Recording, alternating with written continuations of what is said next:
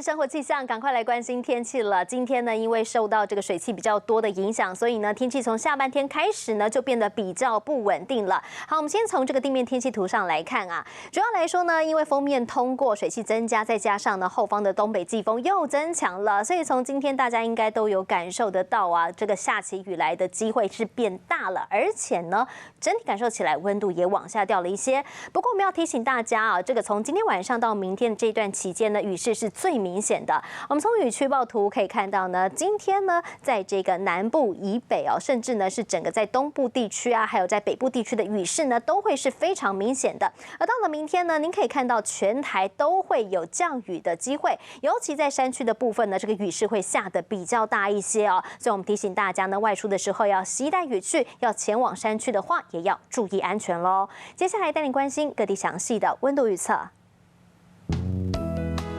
好，首先我们先来看到基隆、台北跟新北市，明天都是湿湿冷冷的天气，温度是16到18度。再来是桃园、新竹跟苗栗，同样会有降雨，温度是15到18度。再来看到台中、彰化跟南投，同样是不稳定的天气，温度是17到19度。至于在云林、嘉义跟台南呢，同样也都会有降雨，温度是17到20度。再来看到呢，高屏地区明天一样是多云有雨的天气，高温来到26度了。至于在东部地区，也同样会有降雨喽，宜兰的温度是19到21度，比较凉一些。好，外岛地区在马祖是晴到多云的天气，但是金门跟澎湖都会有降雨，高温来到20度。嗨，我是庄宇杰，想要看到更多的新闻内容吗？赶快订阅华视新闻的 YouTube 频道，并且开启小铃铛，跟着宇杰一起看新闻吧。